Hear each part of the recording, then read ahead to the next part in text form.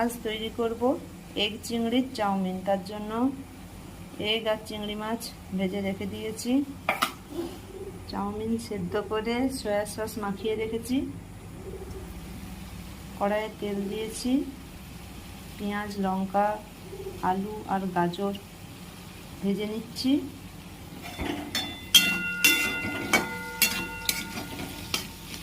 ভাজা হয়ে গেলে চাউমিনটা দিয়ে দিচ্ছি।